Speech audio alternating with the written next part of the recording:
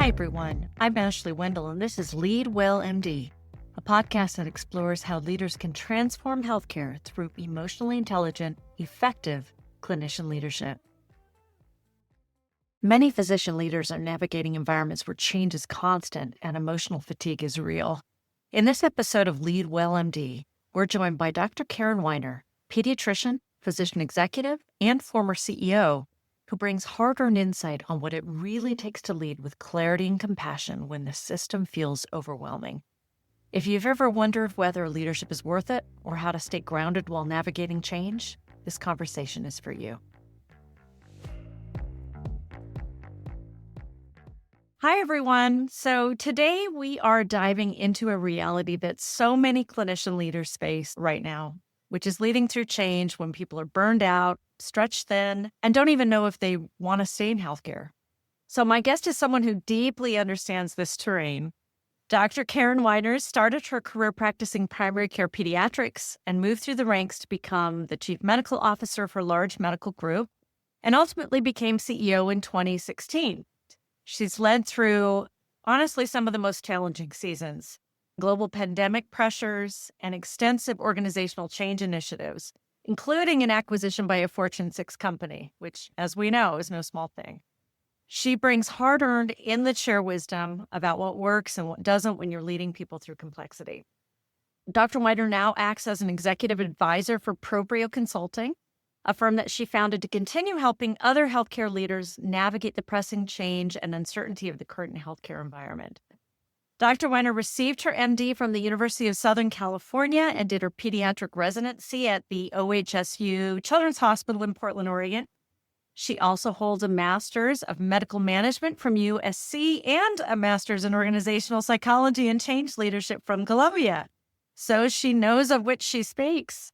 So welcome, Karen. I'm so happy to talk with you. Thank you for being here. Thank you. It's really nice to be here. And thank you for that lovely intro. Oh, you're welcome. You're welcome. So you have had a really interesting journey from practicing clinician to ultimately CEO of a large organization. What prompted you to want to go into leadership in the first place? So I was practicing as a full-time pediatrician and perfectly happy doing just that. I never really thought about a leadership track at all. I was sitting on the board of directors of, it was a physician-owned medical group, so physician board. And I was involved in the board and I was watching how things were going. And I had this sense of, gosh, I'm feeling okay. I found my happy niche, but why are people so unhappy in this organization? Yeah. And the question that I posed was, this is our organization. If we can't get this right, like, how does anybody have a chance of getting it right? Right. And so it got me thinking about what makes doctors happy and what is the relationship between administration and physicians in order to create an environment that is happy and healthy for a workforce. Yeah. So that was really the question that I had in my head. And I turned to my CEO at the time because they had decided to hire a medical director, a full-time medical director for the first time ever to be embedded in administration because it was a sort of a crisis at the time.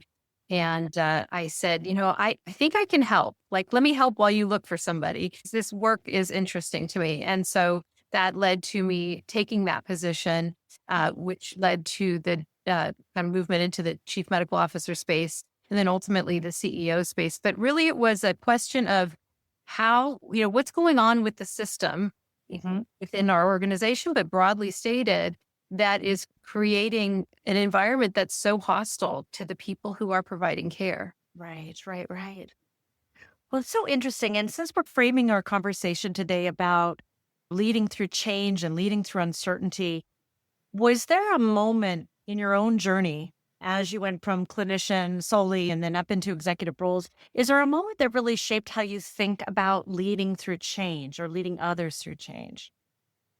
I don't know if it's the way I'm built, but it just seems that the mistakes that I make are always the ones that leave the biggest impression. Like, not the times where things went well. Right. But I can think of a number of moments, both as a practicing physician before I was in leadership, and then as I moved into leadership and was tasked with things like, well, we need to transform organizational culture. And you Mhm. as chief physician, because it's, it's a physician-owned group, we can't get these doctors to do anything. You're going to be in charge of that.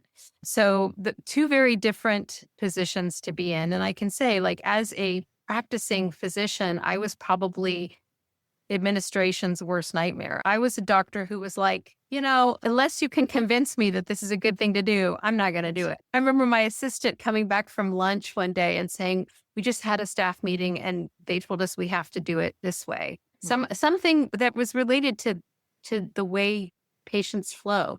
Right. And I looked at her and I said, yeah, don't listen to that. If they want us to do that, they better come and talk to us. Yeah. But Yeah. until that happens, I don't want you doing that because I don't understand that.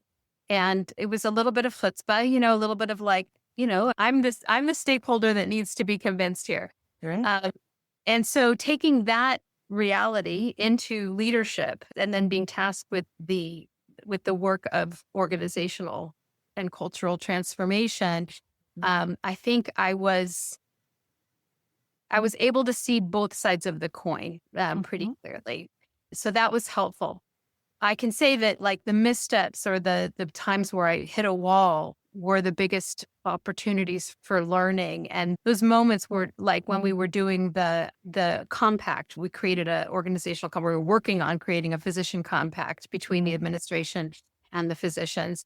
And it was through that process that I started to understand how important it is to respect status quo, to Mhm. acknowledge that it's there for a reason, Mhm. that it serves a purpose, Right. that it's culturally embedded, Right. and that coming in with great ideas about why it should be different is just, it's not enough. It's Yeah. the smallest piece of enough, but it's not enough. Right. Right. I can't tell you how many people I've worked with that with great intentions and great ideas just go in with guns blazing. They're going to make some great change. It's going to work because, right, it's the right thing to do. And it just falls entirely flat. Do you think that the response that you had when you were talking about being a clinician and really saying, unless I understand the why, I ain't doing it? Do you think that it's fairly typical for physicians and other clinicians that are going through change like that? Is that, in your experience, been pretty typical? I think so. I mean, it's hard to speak about physicians as a monolith, right? Yes, agreed. We're wired differently, but I would say that our training is pretty similar one to the other. So in our training and being a responsible physician, you don't just go with the flow. You don't just make a change because you heard that's what you're supposed to be doing. I mean, if Right. you're doing something, it's because, especially when it comes to patient care, you're Mhm. doing it because you have decided that it is the right thing based on everything you know, based on the evidence, based on history, based on what you're good at. And so to just be so easy to change course and practice, that could probably be, problematic for patient care. So I think we are trained to be sticklers to the current state, unless we need to be open to evidence-based, Right. best practices. That is our commitment to patients, but it can't come through the grapevine, Right. Well, and talk about this concept of change fatigue, because I think that is so prevalent, especially these days with the speed with which things are coming at us, especially since the pandemic. Tell me a little bit more about that. How do you see that show up in clinician leaders or in teams? What does that look like? So, well, I would say that it probably presents differently for different people, but we're all experiencing it just because of the ecosystem. It's requiring us to think about everything differently. That VUCA, that Yes, volatile, uncertain, complex, and ambiguous that's right. space that we're all in, and the only constant is change. Yeah. And so, I think just as humans and as primates, we are wired to not want to be experiencing this much change all the time. I think for physicians and clinicians and professional practitioners, like, it's hard because I'll speak from the perspective of a physician. I want to be really good at what I do. Mhm. I want to feel mastery. I want to feel comfortable. I want that the things that are around me that support me in delivering care are stable Mhm. so that I can do my job. And when you change that, Mhm. you make me feel incompetent. Right. Like a new EHR implementation of Epic was something that I oversaw as CEO, and I observed the frustration Right. of physicians feeling like their tools have been changed and now they can't do what they're meant to do. Right. And so that feeling of incompetence, I think, is unfamiliar for physicians and is a huge source of frustration and burnout. Yeah, 100%. I think it's an interesting topic, the idea of resistance to change, because people tend to interpret it often as being one thing. They're just being ornery or they're just stuck in their ways or they're just trying to be difficult, all these things that you hear sometimes. But when you really dig a little bit deeper about what resistance actually means, that incompetence factor, that's huge. Or, people don't know what's coming down. They'd rather stick with what they know doesn't work, but at least they know it, right? That kind of thing. There's so many human factors that underlie resistance to change. This connection between burnout and resistance to change. What do you think that a lot of leaders misunderstand about that connection? How do you see that connection between burnout and resistance to change? I think one of the major connectors is this loss of autonomy Yeah. and control of your environment. So Yeah. if as a physician, if you feel like your voice isn't heard and you cannot affect change and you Right. cannot advocate on behalf of your patients if you feel that the change is not in service of your patients, Right. that, the discussion around moral injury, being asked or expected to do things that you don't believe are in the best interest of your patient. So if that connection hasn't been made for you of, these changes are to either lighten my load, lighten the patient load, improve patient experience, improve care outcomes. I mean, those are the things that matter to physicians. And so if that change is not directly tied to that in a really fundamental way, not just window dressing, Yeah. that then then it becomes work that is counter to the core values of a physician. So then we're getting into, the domains of burnout as defined in the research is workload, community control, fairness, rewards, and values. So it's not just workload, it's the type of work. And if you're not working in service of what matters, then it's not good work for you. Yeah. It's the work, it's a distraction from what matters. Right. And then if you're not able to honor your core values in your daily work, just the conflict of values in the workplace will create burnout. So it's all tied and connected. So that I would say the change fatigue is the source of all of the discomfort is coming from change, Right. and how it is being expressed is through those different dimensions of burnout. So this is a place I think where, as leaders, compassion, leading with emotional intelligence, being aware, being sensitive to, what role do you think that plays when you're leading people who are already stretched so thin or experiencing burnout? I think organizational leaders need to understand that it's not just about compassion and it's not just about recognizing the pressures that the physicians are under. It's really absorbing the reality that unless and until you communicate to the physicians that their voice matters and you create avenues for which physicians can and will influence, Right. that you really are not going to get where you want to go. Right. So it's a little bit of a mindset shift of senior leaders need to look to physicians for the solutions. Mhm. And when we talk about organizations that are thinking about burnout prevention, thinking about wellness and so forth, I don't hear a lot of I want to say humility and curiosity from senior leadership and a recognition of it's not just a matter of making the clinicians feel better because we need them to stay in the organization, but we really need to partner in order to be successful. And that's a different mindset. Yeah, very much so.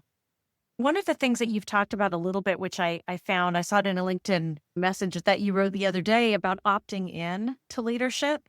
And I find that so interesting, this concept of opting in. And it's not just in terms of having a role, but a way of reclaiming agency for a lot of clinicians. So tell me more about that and how you've seen that play out with physicians or clinicians you've worked with.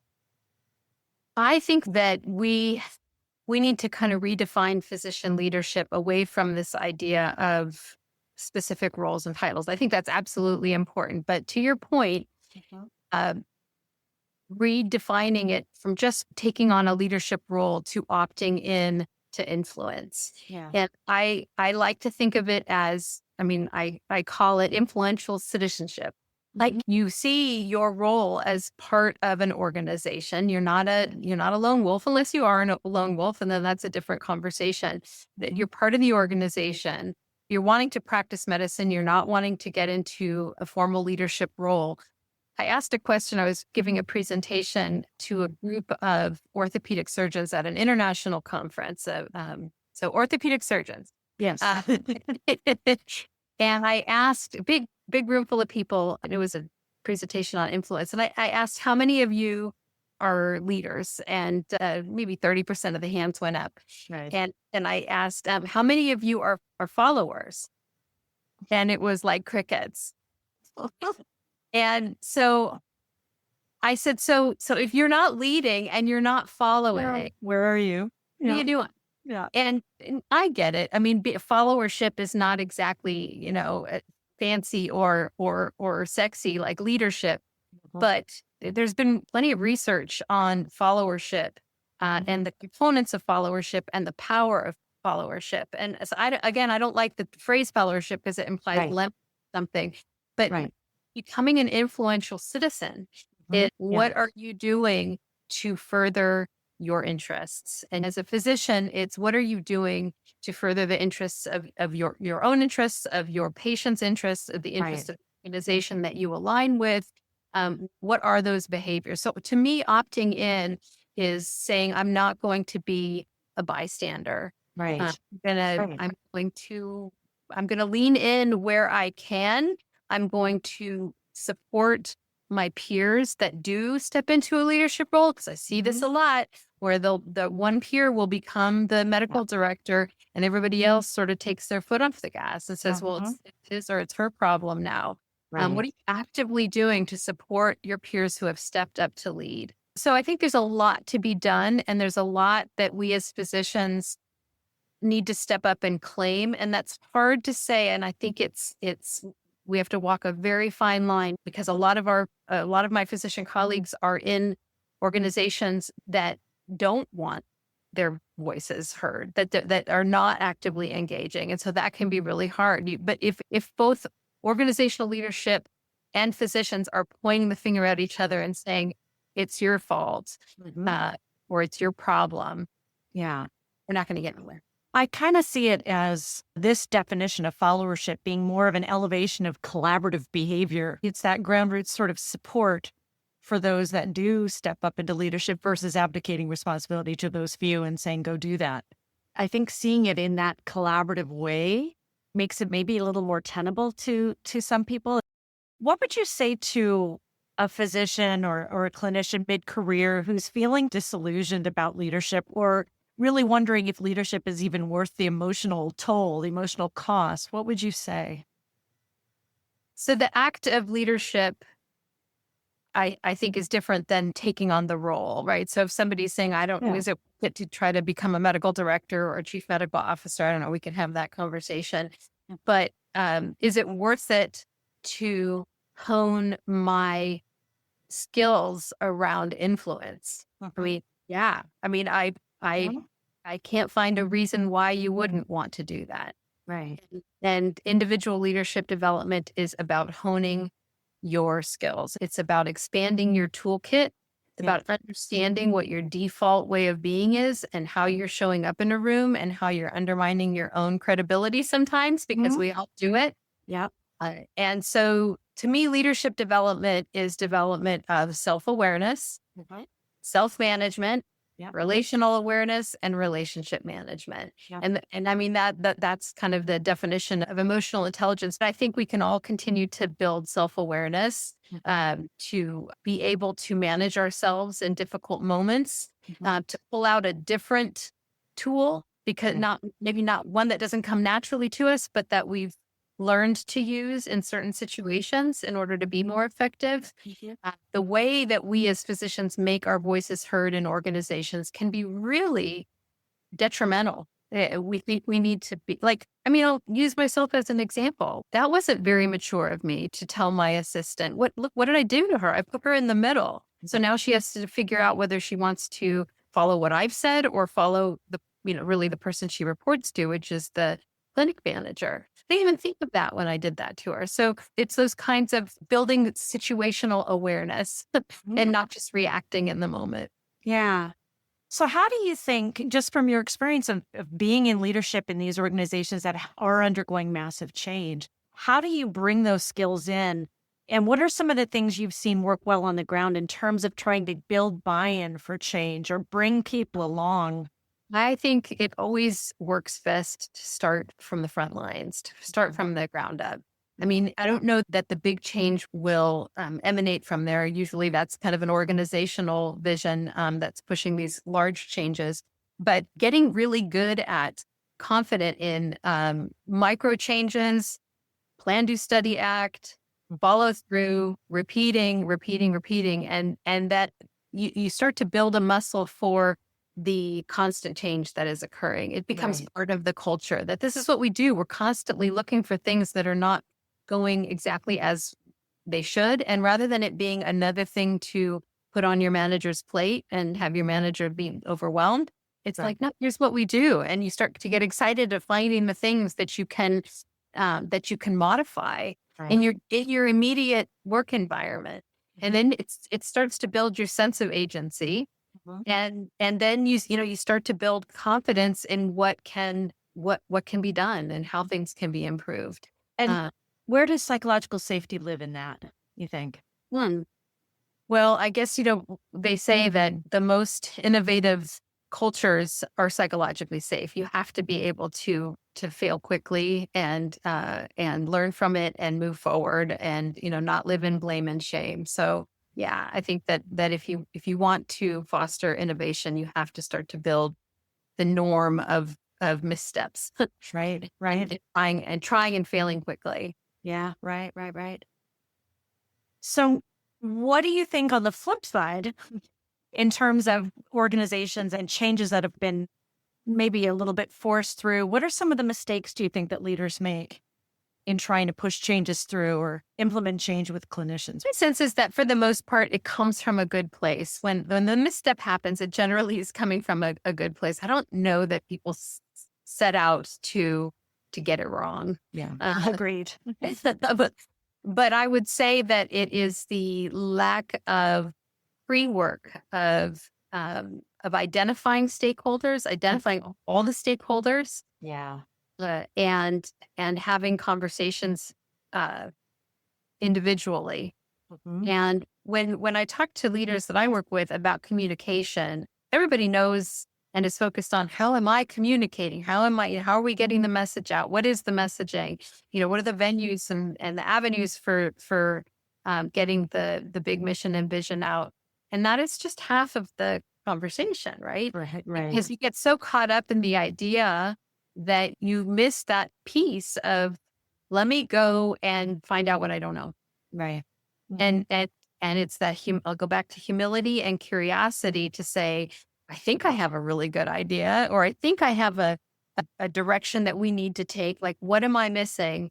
And where am I going to, let me go talk to the even people that I would imagine are going to be naysayers and Right. let me start Yes. to understand. Yep. Not to convince them, not to make the case, but to really extract their perspective and understand what's important to them. 100%. I think that's a thing I've seen a lot of people when they're trying to make change forget to do is that very first critical step of understanding what the stakeholders care about. What's the impact going to be on them? Where are they in the process? How much do they know? What do they care about in terms of their own unique needs and cultures of the groups that they have? What have they been through before? It's almost like just taking a step back to look at all of those factors that could influence their response versus just reacting to the response down the road. Yeah.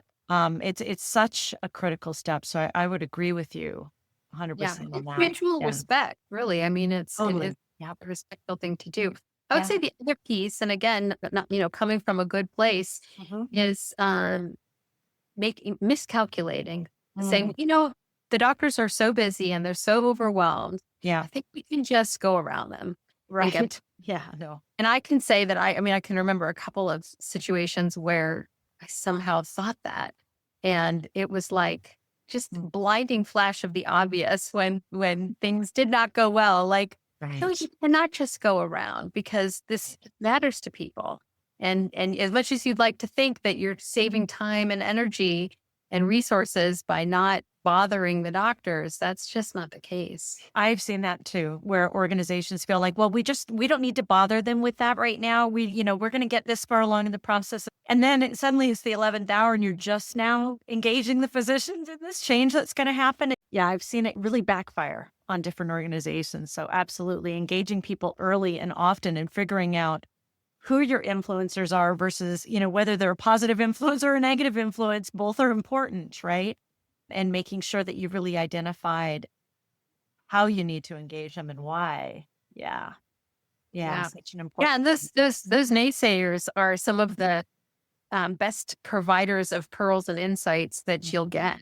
And rather than trying to avoid them, and I get it. I mean, it's Yes, hard, but they are sources of really good information. for sure. And if you can turn a naysayer and make them a supporter and they come around to that on their own, that has a tremendous influence on others around them, right? If they see that person saying, yeah, okay, I can do this, I can try. Huge, huge impacts. So what do you think in terms of leadership behaviors, if you had to look at one small leadership behavior that you think makes a difference, especially when things feel overwhelming or people are undergoing a lot, what's a leadership behavior you think really helps?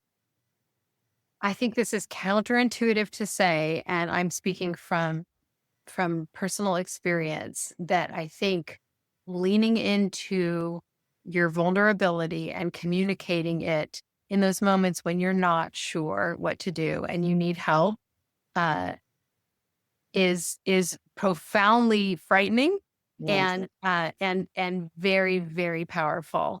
I wrote a little essay about it because when I experienced it, I thought, you know what, this is probably something I should share, and it's probably going to be very valuable for other leaders to read. And so I again leaned into my vulnerability, and I wrote an essay called "Beverages with Fellow Humans." It Great was title. it's an essay about working with a coach Mhm. and kind of hitting a wall because I got feedback from a physician satisfaction survey Mhm. that our scores had really dropped Right. and that trust was low, and that, I mean, it was a low moment for our organization. And this was after many years of being focused on decreasing rates of burnout in our organization and having success with that, and like cultural transformation and having success with that.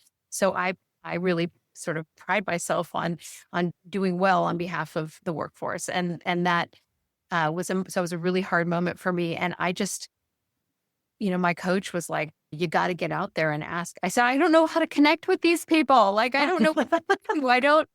They don't have time. I don't have time. We're walking through the clinics and they're busy seeing patients. I don't want to interrupt them. And that I'm the last person they want to see. So Right. he suggested I ask for help. And so at an all physicians meeting, 150 clinicians at a meeting, at a dinner meeting, I basically said the most difficult thing about this job for me is understanding where you're coming from, like what you need. And I don't know how to do that. What's the venue to get at this? So yeah, I invited emails and communicate. However, tell me what you need. And I made some recommendations. I can bring lunch to your clinic. We can meet before patients start coming, whatever it was.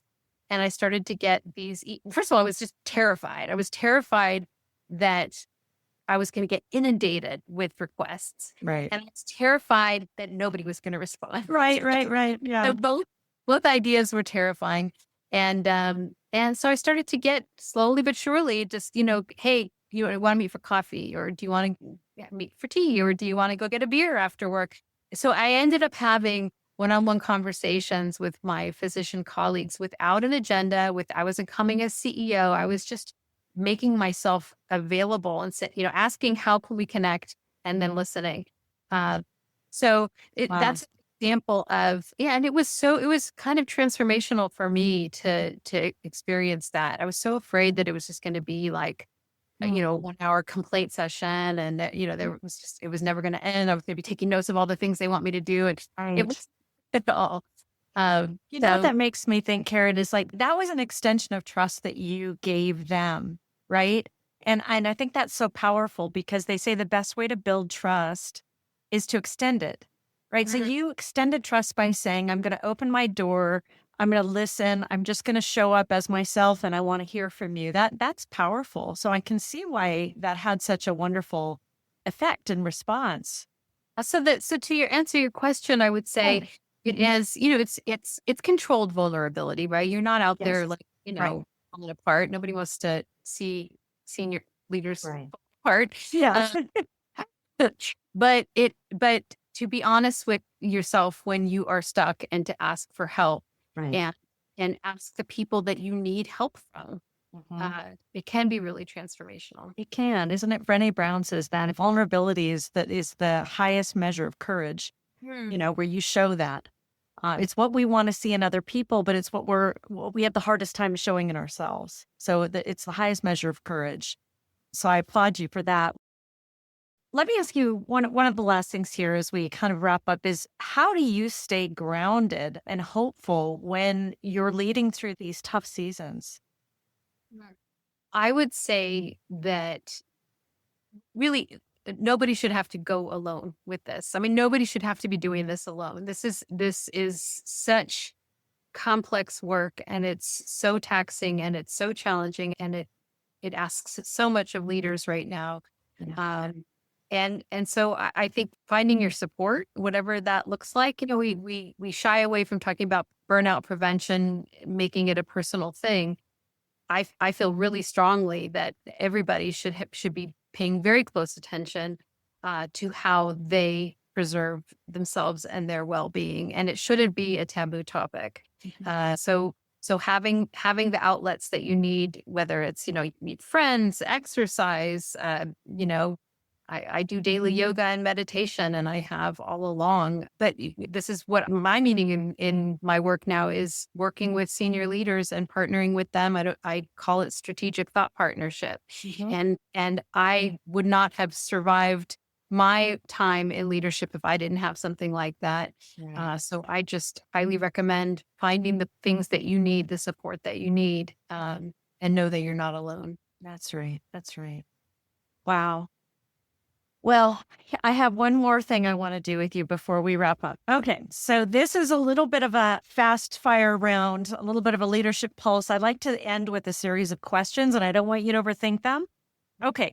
So there's 10. So the first one is what's one word to describe your leadership style? Mm, authentic. Okay. Great. What's a leadership value that you won't compromise on? Being in service of others. Love it. What's the most important habit that you've built as a leader? Setting boundaries. Yes. What's one thing that helps you reset after a tough day? Alone time. Ah.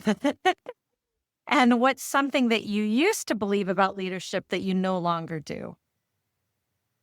Oh, that's a tough one. I need to think about that. That you can't show up as your authentic self and be effective. Right. So you used to think that and you no longer think that. I think Yeah. Yeah, for sure. What is the biggest lesson that you've learned from a team that you've worked with? that diversity is the secret sauce. Oh, yeah. Yeah. What is your favorite question to ask in a one on one? Mm. What matters most to you? I like it. What is a book or a resource that every clinician or physician leader should know about? Oh my gosh, there's so many. I know. I know. I think a fun one is What Got You Here Won't Get You There. Yeah, that's a great one. Yep. Love it. A leadership superpower that you admire in other people. Humility. Yeah. Yeah. It's one of my favorites too. And one thing every clinician leader should try this week. Mm. Good Pinot. That's perfect. I love it. Well, Karen, thank you so much for being here with me and talking through these things. I really appreciated your insights, your wisdom, and I appreciate your time spending it with me. My pleasure. This was fun. Thank you. Everyone, thank you so much for listening. And I hope our conversation serves as a reminder that you're not alone and that leadership isn't about having all the answers, but really about showing up with honesty and curiosity and care. And it's a process, so be kind to yourselves. If you found this episode helpful, I would love it if you'd share it with a colleague or leave a review. And if you haven't already, make sure to follow Lead Well MD so you never miss an episode. So until next time, take good care of yourselves, and we'll see you then.